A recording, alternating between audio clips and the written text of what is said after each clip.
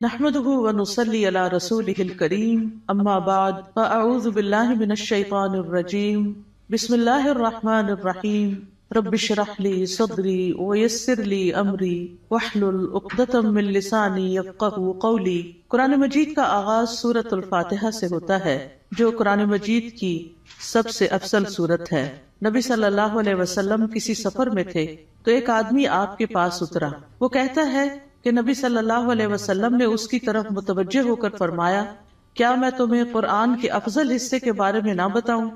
پھر آپ صلی اللہ علیہ وسلم نے اس پر الحمدللہ رب العالمین کی تلاوت کی۔ سورۃ الفاتحہ ایک بے مثال سورت ہے۔ رسول اللہ صلی اللہ علیہ وسلم نے فرمایا، اللہ عز و جل نے ام القرآن فاتحہ جیسی سورت نہ تو تورات میں نازل فرمائی اور نہ ہی انجیل میں، اور یہی سبع مثانی ہے۔ اور اللہ تعالیٰ فرماتے ہیں کہ یہی سورت میرے اور میرے بندے کے درمیان تقسیم شدہ ہے، اور میرے بندے کو وہی ملے گا جو وہ مانگے گا۔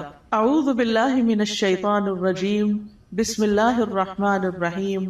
اللہ کے نام سے ابتدا جو بہت مہربان نہایت رحم فرمانے والا ہے۔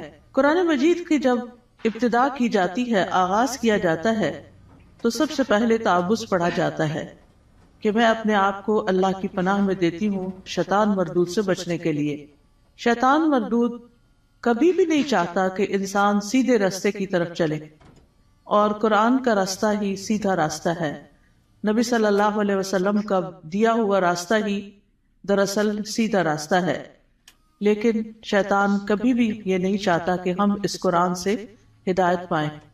اسی طرح جب ہم اعوذ باللہ پڑھتے ہیں تو اس کا ایک صیغہ اعوذ بکلمات اللہ بھی ہے، یعنی ایک تو ہے اعوذ باللہ اور ایک ہے اعوذ بکلمات اللہ، کہ میں اللہ تعالیٰ کے سارے کلمات کے ساتھ اللہ کی پناہ میں اپنے آپ کو دیتی ہوں۔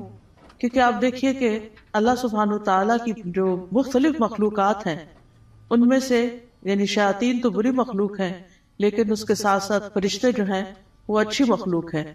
تو انسان کو ایک طرف جہاں شیطان بہکاتا ہے تو وہاں دوسری طرف فرشتہ اس کے دل میں اچھا خیال بھی ڈالتا ہے، اور فرشتے جو ہیں وہ ہمارا دفاع بھی کرتے ہیں۔ تو اس لیے اللہ سبحانہ وتعالیٰ کی مدد کے ساتھ قرآن کا آغاز کرنا چاہیے۔ بسم اللہ الرحمن الرحیم سے اللہ کا نام لے کر جو کہ بہت مہربان نہایت رحم فرمانے والا ہے۔ الحمدللہ رب العالمین الرحمن الرحیم مالک یوم الدین ایاک نعبد و ایاک نستعین۔ سب تعریف اللہ تعالیٰ کے لیے ہے جو تمام جہانوں کا رب ہے، نہایت مہربان ہے، بار بار رحم فرمانے والا ہے، بدلے کے دن کا مالک ہے۔ ہم صرف تیری ہی عبادت کرتے ہیں اور صرف تجھ ہی سے مدد چاہتے ہیں۔ سورۃ الفاتحہ کی اہمیت کی ایک وجہ یہ بھی ہے کہ یہ سب سے زیادہ نفع مند دعا پر مشتمل ہے۔ ابن تیمیہ کہتے ہیں کہ جب میں نے غور کیا کہ سب سے نفع مند دعا کون سی ہے تو بس وہ اللہ کی رضا کے کاموں پر مدد مانگنے کی دعا ہے کہ اللہ اپنی پسند کے کاموں پر ہماری مدد فرما۔ پھر میں نے سورۃ فاتحہ کی اس آیت ایاک نعبد و ایاک نستعین میں اس دعا کو پا لیا، اور اس میں دراصل انسان اللہ کی عبادت کی بات کرتا ہے کہ اللہ میں تیرا بندہ ہوں، تیری عبادت کرتا ہوں، تیری عبادت کرنا چاہ رہا ہوں۔ اور جیسا کہ آئندہ رمضان آ رہا ہے تو اس میں ہم عام دنوں سے زیادہ انشاءاللہ اللہ تعالیٰ کی عبادت کریں گے۔ تو یہ عبادت جو ہے یہ اللہ سبحانہ وتعالیٰ کی محبت کا نام ہے، یعنی عبادت کے 3 ارکان ہوتے ہیں جن میں سب سے پہلا رکن جو ہے کمال درجے کی محبت ہونا۔ والذین آمنوا اشد حبا للہ، وہ لوگ جو ایمان لائے اللہ کی محبت میں سب سے زیادہ شدید ہوتے ہیں۔ دوسری بات یہ ہے کہ کامل درجے کی امید ہونا، وَيَرْجُونَ رَحْمَتَهُ، کہ وہ اس کی رحمت کی امید رکھتے ہیں۔ اور تیسرے اللہ تعالیٰ کا کامل خوف ہونا، یعنی یہ 3 چیزیں انسان کے اندر ہوں تو انسان عبادت گزار ہوتا ہے۔ اللہ کی محبت، اللہ کا خوف اور اللہ سے امید بھی۔ اور اللہ تعالیٰ کے علاوہ کسی اور کی عبادت کرنا جائز نہیں، اور عبادت اللہ کا حق ہے۔ اور ایاک نستعین کا مطلب ہے کہ ہم تجھ سے مدد چاہتے ہیں۔ تو جب نبی صلی اللہ علیہ وسلم نے فرمایا کہ جب تم مانگو تو اللہ سے مانگو، اور جب تم مدد چاہو تو اللہ سے مدد چاہو، کیونکہ دراصل اللہ ہی ہر چیز پر قادر ہے اور وہی انسان کو مدد دے سکتا ہے۔ جہاں تک اللہ عز و جل کی مخلوق کے علاوہ صرف اللہ سے مدد طلب کرنا ہے تو یہ اس لیے کیونکہ بندہ اکیلا اپنے فائدوں کے حصول اور اپنے نقصانوں کو ہٹانے سے عاجز ہے. یعنی اگر میں چاہوں کہ میں اکیلی ہی اپنے فائدے حاصل کر لوں یا جو بھی کوئی نقصان دہ چیز ہے یا تکلیف دہ چیز ہے اس سے چھٹکارا پا لوں تو یہ میرے بس کی بات نہیں ہے. کیونکہ انسان کی دین کی مصلحتیں ہوں یا دنیا کی فائدے کی چیزیں ہوں، اللہ کے سوا اس کی مدد کوئی بھی نہیں کر سکتا، اور جس کی مدد اللہ کرے اسی کو مدد حاصل ہوتی ہے، اور جس کو اللہ چھوڑ دے اس کی پھر کوئی مدد کرنے والا نہیں ہوتا، وہ بے یار و مددگار ہو جاتا ہے. اسی لیے ہم کہتے ہیں لا حول ولا قوت الا باللہ، کہ کوئی توفیق نہیں مل سکتی، کوئی قوت نہیں ہوتی مگر اللہ کے ساتھ. یعنی ہمارا حال بدل نہیں سکتا، یعنی حول حال سے بھی ہے، یعنی لا حول حال کی کوئی تبدیلی نہیں ہو سکتی، ایک حال سے دوسرے حال میں ہم نہیں جا سکتے، اور ہمارے اندر کوئی قوت بھی نہیں ہے مگر یہ کہ اللہ ہی کی دی ہوئی قوت اور اللہ ہی کی دی ہوئی طاقت سے انسان کے حالات تبدیل ہو سکتے ہیں. یعنی ہماری زندگیوں میں کئی مسائل ہوتے ہیں، کبھی بچوں کے مسائل، کبھی رشتہ داروں کے مسائل، کبھی اور مالی مسائل، یعنی کئی طرح کی چیزیں انسان کو پریشان کرتی رہتی ہیں. لیکن انسان کی اس ساری حالت کو کوشش کے باوجود بھی بعض اوقات خود سے انسان یا دوسرے لوگ، ہمارے ماں باپ، ہمارے شوہر، ہمارے بچے مل کے اس کو تبدیل نہیں کر سکتے.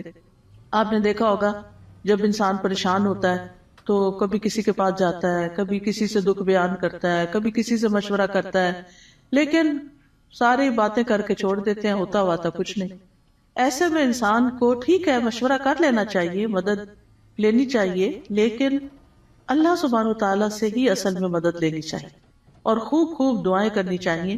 اور اگر یہ کلمہ بھی بار بار انسان پڑھتا رہنا، ایاک نعبد و ایاک نستعین، کہ صرف تیری ہم عبادت کرتے ہیں اور تجھ سے ہم مدد چاہتے ہیں، تو انشاءاللہ اللہ کی مدد آئے گی. بندہ کس کس کام میں اللہ کی مدد کا محتاج ہے؟ اپنے روزمرہ کے مسائل کے حل کے لیے تو محتاج ہے ہی، اپنی خوراک کے لیے ہے، اپنے لباس کے لیے ہے، اپنی رہائش کے لیے، اپنی سب چیزوں کے لیے تو ہے ہی. لیکن خاص طور پر اللہ کی عبادت کے لیے ہم سب سے زیادہ اس کے محتاج ہیں کہ ہم اس سے مدد مانگے. تو انسان اللہ تعالیٰ کے احکام بجا کے نہیں لا سکتا جب تک انسان کو اللہ کی مدد حاصل نہ ہو. برائی چھوڑنا چاہتے ہیں، اپنی کوئی بری عادت چھوڑنا چاہتے ہیں، تو ہم اس کو چھوڑ نہیں سکتے جب تک اللہ کی مدد ہمیں حاصل نہ ہو. اسی طرح دنیا میں ہماری جو تقدیر ہے، اس تقدیر میں جو غم لکھے ہیں، ان غموں سے چھٹکارا نہیں پا سکتے جب تک کہ اللہ کی مدد حاصل نہ ہو. تو اس لیے بہت ضروری ہے کہ ہم دنیا کے معاملات میں بھی اللہ کی مدد لیں، اور پھر موت کے وقت، یعنی موت کے وقت کی جو سختیاں ہیں، اور قیامت اور برزخ یعنی قبر کے عذاب اور قبر سے متعلق جو مشکلات ہیں، اور قیامت کے دن کی جو ہولناکیاں ہیں، ان سب میں بھی ہمیں اللہ سے مدد لینی چاہیے. ان سب کاموں میں اللہ عز و جل کے سوا کوئی بھی مدد کرنے کی طاقت نہیں رکھتا. تو جو شخص اللہ کی مدد طلب کرنے کا حق ادا کرتا ہے تو اللہ تعالیٰ ان کاموں میں اس کی مدد بھی کرتا ہے.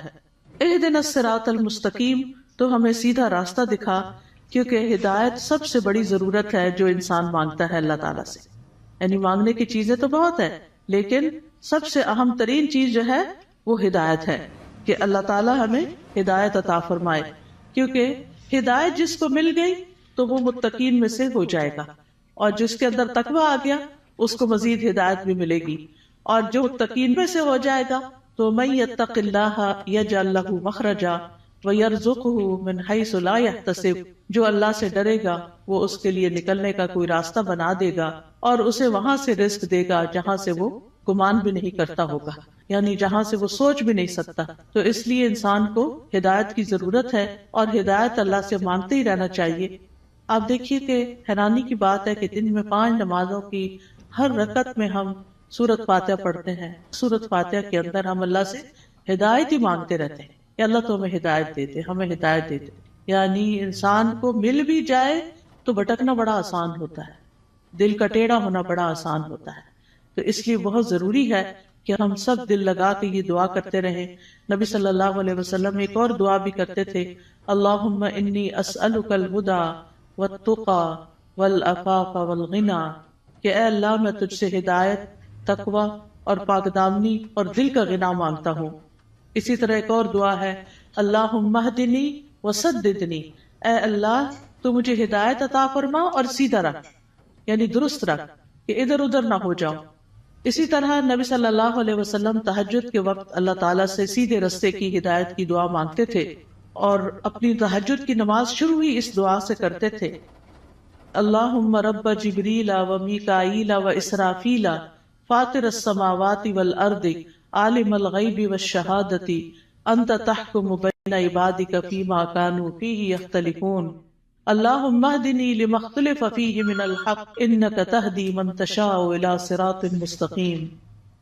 اے اللہ، جبریل، میکائیل اور اسرافیل کے رب، آسمانوں اور زمین کے پیدا کرنے والے، ہر غیب اور حاضر کو جاننے والے، تو اپنے بندوں میں ان چیزوں کا فیصلہ کرے گا جن میں وہ اختلاف کرتے ہیں۔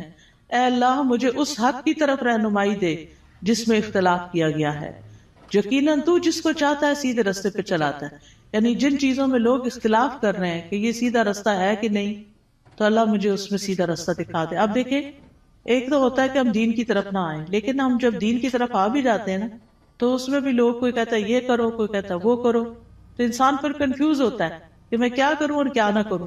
تو ایسے میں جہاں بھی اختلاف ہو، بہتر یہی ہے کہ انسان اللہ سے اس میں صحیح رہنمائی کی دعا مانگے۔ یعنی دو لوگوں کے بیچ میں کوئی مس انڈرسٹینڈنگ، کوئی اختلاف ہو جاتا ہے، ہر انسان کیا سمجھتا ہے میں ٹھیک ہوں، اور وہ اپنا نقطہ نظر جو ہے یا اپنا پوائنٹ آف ویو جو ہے وہ بہت شدت کے ساتھ بیان کرتا ہے، لیکن اصل بات یہ ہے کہ انسان اللہ سبحانہ تعالیٰ سے جب مدد مانگتا ہے کہ اللہ اس اختلاف میں مجھے ہدایت دے، تو ہی سیدھے رستے پر ہوتا ہے۔ پھر اسی طرح یہ ہے کہ بچوں کو بھی صحیح فیصلے کرنے کے لیے ہدایت کی دعا دینی چاہیے۔ عبد الحمید بن سلمہ کہتے ہیں کہ ان کے والدین ان کے متعلق اپنا مقدمہ لے کر نبی صلی اللہ علیہ وسلم کی خدمت میں حاضر ہوئے۔ میرے والدین میں سے ایک مسلمان تھا، دوسرا نہیں تھا، کافر تھا۔ نبی صلی اللہ علیہ وسلم نے بچے کو اختیار دیا تو وہ ان دونوں میں سے جو کافر تھا اس کی طرف متوجہ ہو گیا۔ تو آپ کو فکر لگی کہ یہ اگر کافر لے جائے گا تو بچے کو کافر بنا دے گا۔ تو آپ صلی اللہ علیہ وسلم نے اسی وقت دعا کی، اللہم اہدہ، اللہ اس کو ہدایت دے دے۔ تو وہ مسلمان کی طرف متوجہ ہو گیا۔ تو پھر آپ نے فیصلہ اس کے حق میں کیا، کیونکہ آپ خود سے نہیں اس بچے کو کہہ سکتے تھے یا خود سے دے نہیں سکتے تھے، وہ بچے کی چوائس پر تھا کہ وہ کدھر جانا چاہتا ہے۔ تو آپ نے اس کے لیے دعا شروع کر دی۔ اس سے پتہ چلتا ہے کہ زندگی کے چھوٹے چھوٹے معاملات میں آپ لوگوں کی فکر کتنی کرتے تھے، ان کے لیے دعائیں کیسی کرتے تھے، اور سب سے زیادہ تو ان کی ہدایت اور ان کی آخرت کی فکر۔ پھر اسی طرح یہ ہے صراط الذین انعمت علیہم، راستہ ان لوگوں کا جن پر تو نے انعام کیا۔ یعنی ہم سیدھا راستہ تو مانگتے ہیں، لیکن ہمیں یہ نہیں پتا کہ وہ کیسے پتا چلے گا، کون سا ہمارے لیے نمونہ ہے، کن لوگوں کو ہم فالو کریں۔ کیونکہ پڑھی ہوئی چیزیں، سنی ہوئی چیزیں انسان جب کرنے لگتا ہے تو طریقہ فرق ہو جاتا ہے، لیکن جب کسی کو کرتے ہوئے دیکھتا تو آسانی ہو جاتی۔ اس کی مثال ایسے ہی ہے کہ جیسے آپ اگر کسی سے ریسیپی پوچھتے ہیں کہ میں یہ فلاں چیز کیسے بناؤں، تو آپ نے دیکھا ہوگا جیسے آلو گوشت ہے مثال کے طور، تو ہر گھر کے بنانے کا طریقہ فرق، اور ہر ایک ٹائم بھی فرق لیتا ہے۔ کوئی جلدی سے بنا کے رکھ دیتا ہے، کوئی آہستہ آہستہ بناتا ہے، کوئی ایک طریقے سے، کوئی دوسرے طریقے سے۔ تو اب اگر آپ صرف ریسیپی پوچھیں گے تو ہو سکتا ہے کوئی چیز مس ہی کر دے اس میں سے۔ تو جب آپ کسی کو بناتے ہوئے دیکھیں گے، صرف ایک دفعہ دیکھنے کی ضرورت ہے، تو آپ کو بہت آسان ہو جائے گا وہ کام کرنا۔ کوئی بھی چیز ہو جب آپ کسی کو کرتے ہوئے دیکھتے ہیں تو وہ آسان ہو جاتی۔ زبانی ایکسپلین کر کر کے انسان کہیں نہ کہیں غلطی کر جاتا ہے، کچھ نہ کچھ مس کر جاتا ہے۔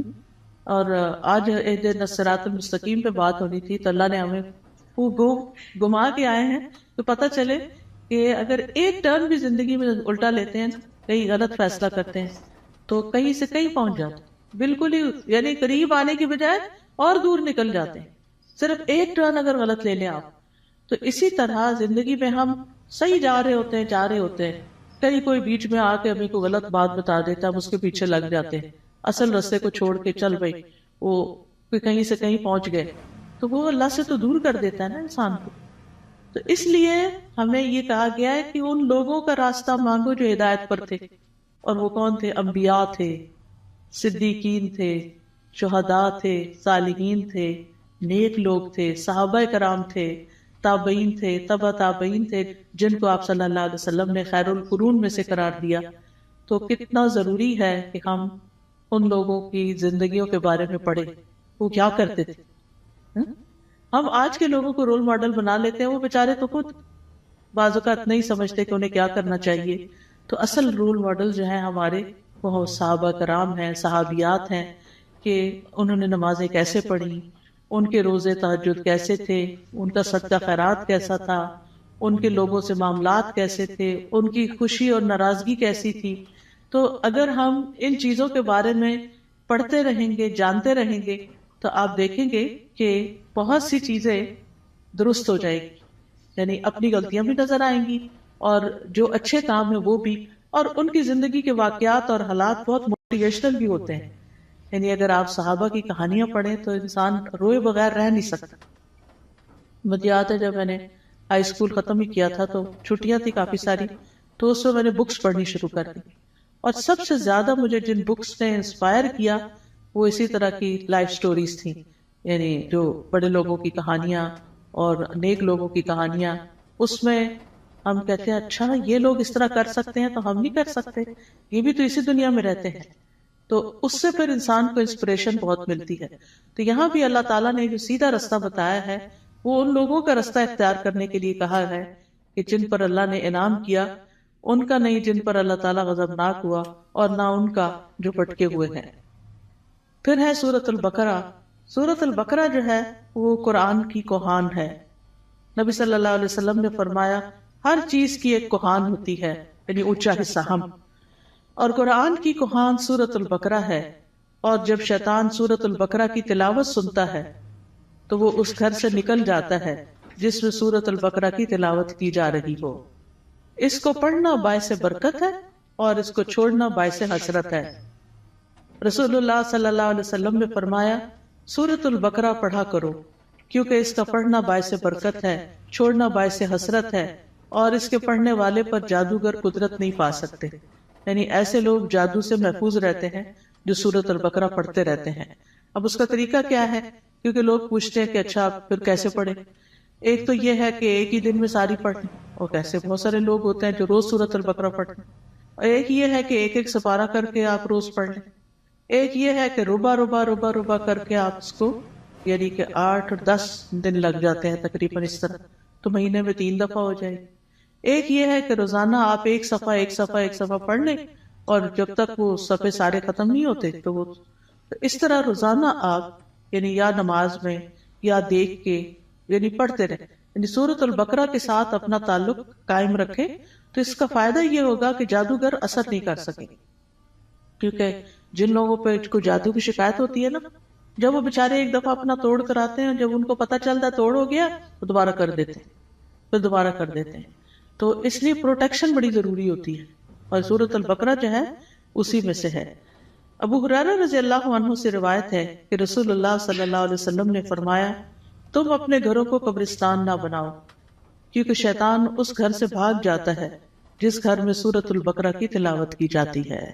پھر آیت نمبر 1 ہے سورۃ البقرہ کی، الف لام میم ذالک الکتاب لا ریب فیہ ھدی للمتقین. یہ کتاب ہے جس میں کوئی شک نہیں، ہدایت ہے متقی لوگوں کے لیے. قرآن جو ہے وہ شکوک و شبہات سے پاک کتاب ہے، یعنی ایسے علم پر مبنی ہے جو یقینی ہے، جو سب سے سچی بات ہے، اس کی ہر بات ہی سچی ہے. کون ہے متقین؟ الذین یؤمنون بالغیب ویقیمون الصلاۃ ومما رزقناہم ینفقون. جو غیب پر ایمان لاتے ہیں، نماز قائم کرتے ہیں، اور جو رزق ہم نے ان کو دیا ہے اس میں سے وہ خرچ کرتے ہیں. تو ایمان بالغیب جو ہے یہ دل سے تعلق رکھتا ہے. نماز قائم کرنا جسم کا حصہ ہے، اور مما رزقناہم ینفقون مال کا حصہ ہے، یعنی حقوق العباد کی ادائیگی. انسان اندر سے بھی اچھا ہو، انسان باہر سے بھی اللہ کی عبادت کرے، اور انسان اللہ کے بندوں اور اللہ کی مخلوق کے ساتھ بھی اچھا سلوک کرے. پھر فرمایا والذین یؤمنون بما انزل الیک وما انزل من قبلک وبالآخرۃ ھم یوقنون. اور وہ جو ایمان لاتے ہیں اس پر جو آپ پر نازل کیا گیا اور جو آپ سے پہلے نازل کیا گیا، اور وہ آخرت پر یقین رکھتے ہیں. یعنی متقی وہ لوگ ہوتے ہیں، اس کتاب سے ہدایت حاصل کرنے والے لوگ وہ ہوتے ہیں کہ جو اللہ کی طرف سے آئی ہوئی چیزوں پر ایمان رکھتے ہیں، اور جو چیزیں نبی صلی اللہ علیہ وسلم سے پہلے اتاری گئی تھی ان پر بھی ایمان رکھتے ہیں، اور وہ آخرت پر پکا یقین رکھتے ہیں. تو نبی صلی اللہ علیہ وسلم پر نازل شدہ وحی جو ہے اس پر ایمان لانا ضروری ہے. قرآن مجید میں آتا ہے وَأَنزَلَ اللَّهُ عَلَيْكَ الْكِتَابَ وَالْحِكْمَةَ وَعَلَّمَكَ مَا لَمْ تَكُنْ تَعْلَمْ وَكَانَ فَضْلُ اللَّهِ عَلَيْكَ عَظِيمًا. اللہ نے آپ پر کتاب و حکمت نازل کی ہے اور آپ کو وہ کچھ سکھایا جو آپ نہیں جانتے تھے، اور یہ آپ پر اللہ کا بہت ہی بڑا فضل ہے کہ اللہ تعالیٰ نے آپ کو فائدے کی سب چیزیں سکھا دی ہیں. یاد رکھیے حدیث بھی قرآن کی طرح نازل ہوتی تھی. وَمَا يَنطِقُ عَنِ الْهَوَىٰ إِنْ هُوَ إِلَّا وَحْيٌ يُوحَىٰ. وہ اپنی خواہش نفس سے کچھ نہیں کہتے، وہ تو صرف وہی ہے جو نازل کی جاتی ہے. حسان بن عطیہ کہتے ہیں کہ جبریل علیہ السلام نبی صلی اللہ علیہ وسلم کے پاس سنت لے کر اترتے تھے. جس طرح آپ کو قرآن سکھاتے اسی طرح سنت کی تعلیم دیتے تھے. قرآن جو تھا وہ لکھا جاتا تھا، یعنی قرآن جو تھا وہ آپ سنتے تھے اور پھر صحابہ کو لکھوا دیتے تھے. جبکہ سنت جو ہے وہ چونکہ زیادہ تر پریکٹس کی چیز ہے، عمل کی چیز ہے، تو وہ آپ اس چیز پر عمل کر لیتے تھے. نبی صلی اللہ علیہ وسلم نے ہمیں بھی تلقین کی ہے کہ ہم اس قرآن و سنت کو مضبوطی سے پکڑے رکھیں. رسول اللہ صلی اللہ علیہ وسلم نے فرمایا میں تم میں دو چیزیں چھوڑے جا رہا، تم ہرگز گمراہ نہیں ہوگے جب تک ان دونوں کو مضبوطی سے نہ تھام لو. ایک اللہ کی کتاب اور دوسرے اس کے نبی کی سنت ہے. وَبِالْآخِرَةِ هُمْ يُوقِنُونَ. اور آخرت پر وہ یقین رکھتے ہیں. یقین کا معنی جو ہے وہ ایسا ایمان ہے جس کی طرف شک داخل، یعنی اتنا پکا کہ جیسے انسان اپنی آنکھوں سے کوئی چیز دیکھ رہا ہوتا ہے تو اس پر یقین ہوتا ہے کہ میں کوئی جھوٹ نہیں دیکھ رہا، مجھے حقیقت ہے. یقین جو ہے یہ علم کا سب سے اونچا درجہ ہے. یعنی یہ نہیں کہا آخرت کا علم رکھتے ہیں، آخرت کو جانتے ہیں، نہیں، اس پر پکا یقین رکھتے ہیں، ایمان رکھتے ہیں. تو یقین کے فائدے کیا ہوتے ہیں؟ یقین کا فائدہ یہ ہوتا ہے کہ انسان کے لیے عمل آسان ہو جاتا ہے. انسان کو اللہ تعالیٰ سے یقین مانگنا چاہیے. ابو بکر رضی اللہ عنہ دعا میں یہ کلمات کہتے تھے اللہم ہب لی ایمانا و یقینا و معافاتا و نیتا. اے اللہ مجھے ایمان اور یقین اور عافیت اور اچھی نیت عطا فرما. اولئک علی ھدی من ربہم و اولئک ھم المفلحون. یہی لوگ اپنے رب کی طرف سے ہدایت پر ہیں اور یہی لوگ دراصل فلاح پانے والے ہیں. اس کے بعد فرمایا بے شک وہ لوگ جنہوں نے کفر کیا ان کے لیے برابر ہے کہ آپ انہیں ڈرائیں یا نہ ڈرائیں، وہ ایمان نہیں لائیں گے. اللہ نے ان کے دلوں اور ان کے کانوں پر مہر لگا دی ہے اور ان کی آنکھوں پر پردہ ہے اور ان کے لیے بہت بڑا عذاب ہے. گناہ جب دل پہ پے در پے آتے ہیں تو دل کو بند کر دیتے ہیں، اور جب اسے بند کر دیتے ہیں تو اللہ کی طرف سے ٹھپا اور مور لگ جاتی، پھر ایمان اندر نہیں داخل ہوتا. اس لیے پھر انسان کا کفر سے چھٹکارا پانے کا کوئی رستہ نہیں رہ جاتا. ختم اللہ علی قلوبہم. اور پھر کان بھی نہیں سنتے اور آنکھیں بھی نہیں دیکھتی، کہیں سے بھی عبرت نہیں ہوتی. انسان ایسے ہی جانوروں کی طرح زندگی گزار کر پھر اللہ کے پاس چلا جاتا ہے اور وہاں جا کر بہت بڑے عذاب کا سامنا کرتا ہے. اس کے بعد ایک تیسرے گروہ کی بات کی گئی اور وہ ہے منافقوں کا گروہ. وَمِنَ النَّاسِ مَن يَقُولُ آمَنَّا بِاللَّهِ وَبِالْيَوْمِ الْآخِرِ وَمَا هُمْ بِمُؤْمِنِينَ. لوگوں میں سے کچھ ایسے بھی ہوتے ہیں جو کہتے ہیں ہم اللہ اور یوم آخرت پر ایمان لائے، حالانکہ وہ مومن نہیں ہوتے. وہ اللہ کو دھوکہ دیتے ہیں اور ان لوگوں کو جو ایمان لائے، اور نہیں وہ دھوکہ دیتے مگر اپنے آپ ہی کو، اور وہ اس کا شعور نہیں رکھتے. فی قلوبہم مرض فزادہم اللہ مرضا ولہم عذاب علیم بما کانوا یکذبون. ان کے دلوں میں ایک بیماری ہے تو اللہ نے ان کی بیماری کو اور زیادہ کر دیا اور ان کے لیے دردناک عذاب ہے، اس لیے کہ وہ جھوٹ بولتے تھے. تو یہ کون سی بیماری ہے؟ یہ دنیا کی محبت کی بیماری ہے. اس وجہ سے وہ اللہ سبحانہ و تعالیٰ کی عبادت نہیں کرتے، اسی وجہ سے وہ آخرت کی فکر نہیں کرتے، اسی وجہ سے وہ نبی صلی اللہ علیہ وسلم کی سنت کو کوئی اہمیت نہیں دیتے. کیونکہ جب دل دنیا کی طرف جھک جاتا ہے اور اس کے اندر بڑھتا چلا جاتا ہے، جو دنیا میں ہی سکون پاتا ہے، دنیا سے محبت کرتا ہے، وہ دل پھر آخرت سے غافل ہو جاتا ہے. اور جب آخرت سے غافل ہو جاتا ہے تو پھر اللہ سبحانہ و تعالیٰ ایسے بندے کو اس کے نفس کے حوالے کر دیتے ہیں اور پھر آخرت میں اس کے لیے دردناک عذاب ہے.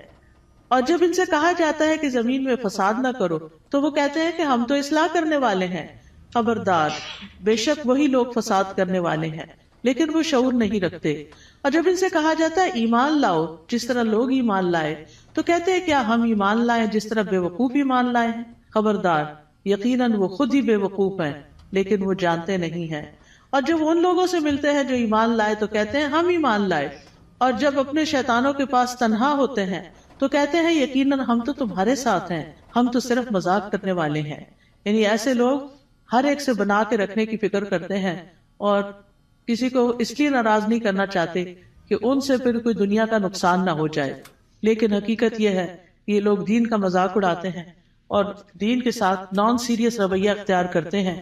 تو اس لیے اللہ یستہزئ بہم، جیسے یہ عمل کرتے ہیں ویسے ہی ان کی جزا ہے. اللہ بھی ان سے مذاق کرتا ہے اور انہیں ان کی سرکشی میں مہلت دیے جا رہا ہے تو وہ بھٹکتے پھرتے ہیں. یعنی اللہ سبحانہ تعالیٰ کا ان کے ساتھ استہزاء یہ ہے کہ وہ ان کے بدبختی کے اعمال اور خبیث حالات کو ان کے سامنے مزین کر دیتا ہے. یعنی انہیں اپنی برائیاں جو ہیں وہ اچھی لگنے لگتی ہیں، جیسے جھوٹ بولنا، دھوکہ دینا، کہنا یہ تو سمارٹنس ہے، دیکھو میں نے فلاں کو کیسے بیوقوف بنایا، اور پھر تنہائی میں بیٹھ کے اس پہ ہنستے ہیں. تو یہ چیزیں جو ہیں یہ انسان کے اپنے ہی لیے نقصان دہ ہوتی ہیں. اولئک الذین اشتروا الضلالۃ بالہدی فما ربحت تجارتہم وما کانوا مہتدین. یہی وہ لوگ ہیں جنہوں نے ہدایت کے بدلے گمراہی خرید لی، تو نہ ان کی تجارت ہی فائدہ مند ہوئی اور نہ ہی وہ ہدایت پانے والے تھے. ان کی مثال اس شخص کی طرح ہے جس نے آگ جلائی، تو جب آگ نے اس ماحول کو روشن کر دیا اللہ ان کا نور لے گیا اور انہیں اندھیروں میں چھوڑ دیا، وہ دیکھ نہیں پاتے. یعنی ان کے دل کا نور ختم ہو گیا ان کے اپنے اعمال کی وجہ سے. یعنی یہ ان لوگوں کے بارے میں بات کی گئی ہے کہ جو دعویٰ تو کرتے ہیں کہ ہم ایمان لائے اور اس سے دنیا میں کچھ نہ کچھ فائدہ اٹھاتے ہیں کہ وہ مسلمان ظاہر ہوتے ہیں تو مسلمانوں کو جو بینیفٹس ہوتے ہیں یہ ان کے شٹر میں آ جاتے ہیں. لیکن یہ ہے کہ دنیا میں تھوڑی سی روشنی ان کو مل گئی مگر آخرت میں تو سخت اندھیرا چھا جائے گا اور ان کو سخت عذاب پہنچے گا. پھر اسی طرح یہ ہے کہ دنیا میں کفر جو ہے وہ روشنی چھپا دیتا ہے اور ان کے پردے چاک ہو جاتے ہیں، جو ان کی منافقت ظاہر ہو جاتی ہے تو وہ اس سے اندھیرے ان کے کھل کے سامنے آ جاتے ہیں کہ ان کے دلوں کے اندر کیا ہے.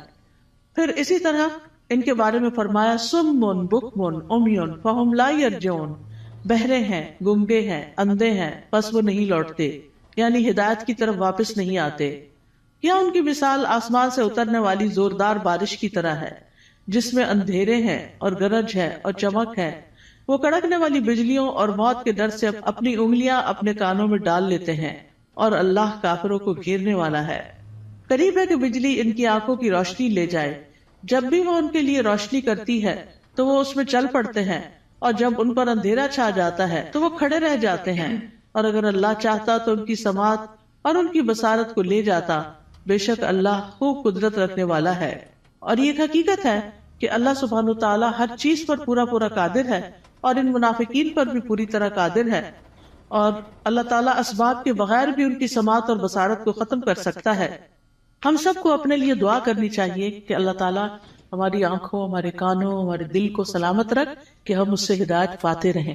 سنن ترمذی میں ایک دعا آئی ہے بڑی خوبصورت، وَمَتِّعْنَا بِأَسْمَاعِنَا وَأَبْصَارِنَا وَقُوَّاتِنَا أَبَدًا مَا أَحْيَيْتَنَا وَاجْعَلْهُ الْوَارِثَ مِنَّا، کہ اللہ ہمیں ہماری سماعت، ہماری بصارت، ہماری قوت سے فائدہ پہنچا اور اسے ہمارا وارث بنا دے. پھر اس کے بعد اگلا رکوع شروع ہوتا ہے، یا ایھا الناس اعبدوا ربکم الذی خلقکم والذین من قبلکم لعلکم تتقون. اے لوگوں اپنے رب کی عبادت کرو، الذی خلقکم جس نے تمہیں پیدا کیا، اور ان لوگوں کو بھی جو تم سے پہلے تھے تاکہ تم بچ جاؤ، یعنی برے عذاب سے بچ جاؤ. تو عبادت کی بات پہلے بھی ہو چکی کہ ہمیں اللہ نے اپنی عبادت کے لیے پیدا کیا ہے، اور عبادت میں انسان کو اللہ تعالیٰ سے شدید محبت بھی کرنی ہوتی ہے اور اس سے ڈرنا بھی ہوتا ہے اور اس سے امید بھی رکھنی ہوتی ہے. پھر فرمایا الذی جعل لکم الارض فراشا والسماء بناء وانزل من السماء ماء فاخرج به من الثمرات رزقا لکم فلا تجعلوا للہ اندادا وانتم تعلمون. وہ جس نے تمہارے لیے زمین کو فرش اور آسمان کو چھت بنایا اور آسمان سے پانی نازل کیا اور اس پانی سے تمہارے لیے پھل بطور رزق پیدا کیے، بس تم اللہ کے ساتھ کسی کو شریک نہ ٹھہراؤ حالانکہ تم جانتے ہو. اور اگر تمہیں اس قرآن میں شک ہے جو ہم نے اپنے بندے محمد پر نازل کیا صلی اللہ علیہ وسلم، تو اسی طرح کی ایک صورت تم بھی بنا لاؤ، اور اللہ کے سوا اپنے گواہوں یعنی مددگاروں کو بھی بلا لو اگر تم سچے ہو۔ فَإِن لَّمْ تَفْعَلُوا وَلَن تَفْعَلُوا فَاتَّقُوا النَّارَ الَّتِي وَقُودُهَا النَّاسُ وَالْحِجَارَةُ أُعِدَّتْ لِلْكَافِرِينَ، پھر اگر تم نے ایسا نہ کیا اور تم ہرگز نہ کر سکو گے تو بچو اس آگ سے جس کا ایندھن انسان اور پتھر ہیں، جو کافروں کے لیے تیار کی گئی ہے، اور خوشخبری دے دیجئے ان لوگوں کو جو ایمان لائے اور انہوں نے نیک عمل کیے۔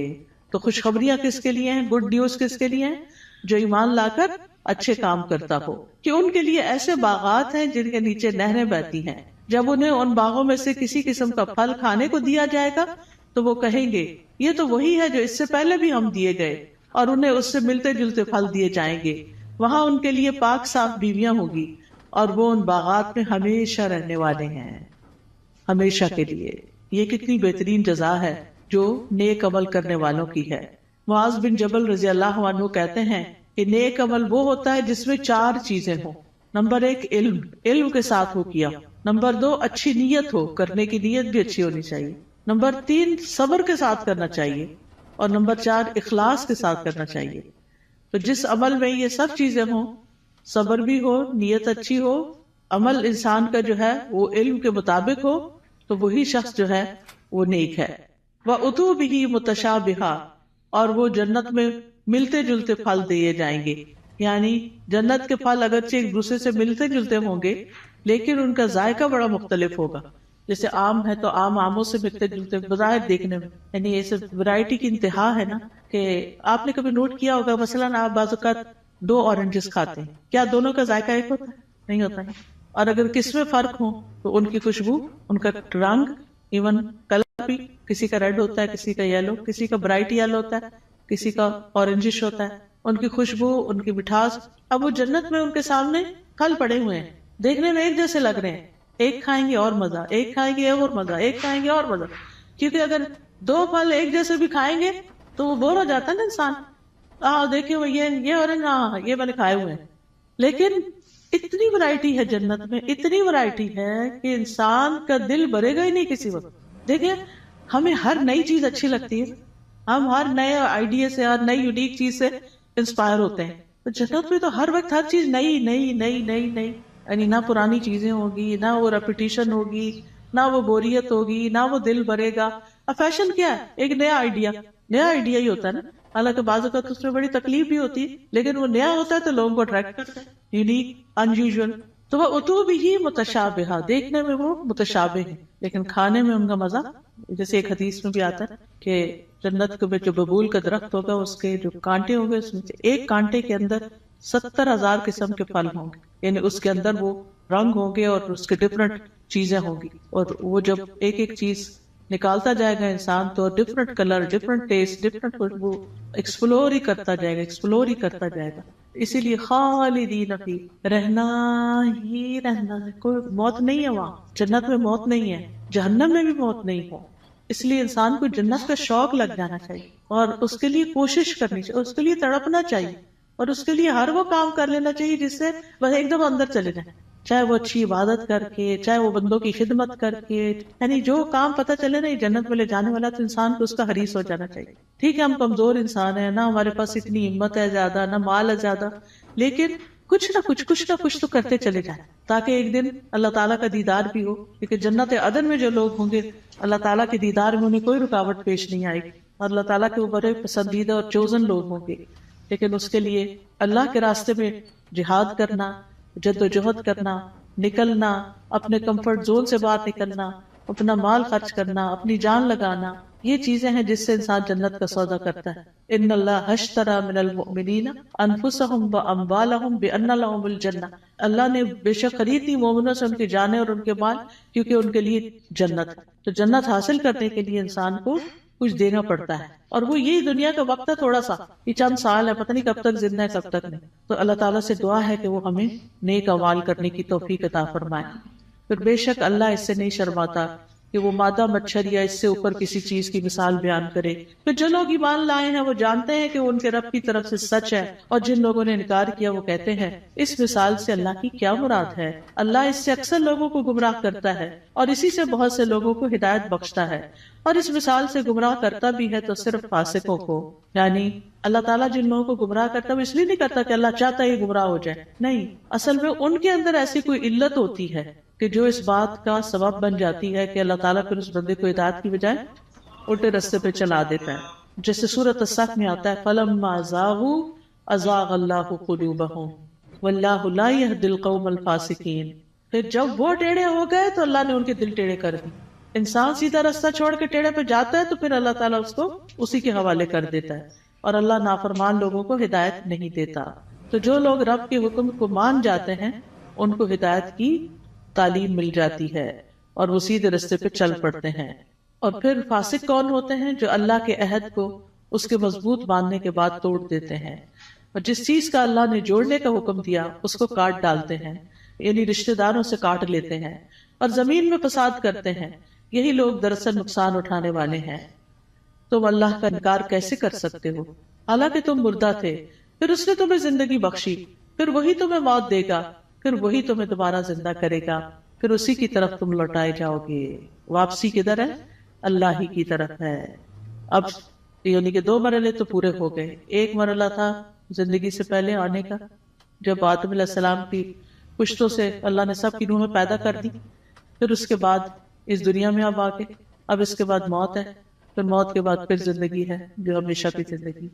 هو الذی خلق لکم ما فی الارض جمیعا ثم استوى الی السماء فسواہن 7 سماوات وہو بکل شیء علیم. وہ اللہ ہی تو ہے جس نے وہ سب کچھ جو زمین میں ہے تمہارے لیے پیدا کیا، پھر وہ آسمانوں کی طرف متوجہ ہوا تو ان کو ٹھیک کر کے 7 آسمان بنا دیا، اور وہ ہر چیز کا خوب علم رکھنے والا ہے. یہ اللہ تعالیٰ کا ہم پر احسان ہے کہ اس نے ہمارے لیے فائدے کی چیزیں اور عبرت کے سامان زمین میں پیدا کیے، اور ہر وہ چیز جو اللہ نے بنائی وہ ہمارے استعمال کے لیے ہے. تو اللہ تعالیٰ سے دعا ہے کہ وہ ہمیں ان نعمتوں سے بھرپور فائدہ اٹھا کر اس کی اطاعت میں اپنی جان لگانے کی توفیق عطا فرمائے. وآخر دعوانا ان الحمد للہ رب العالمین.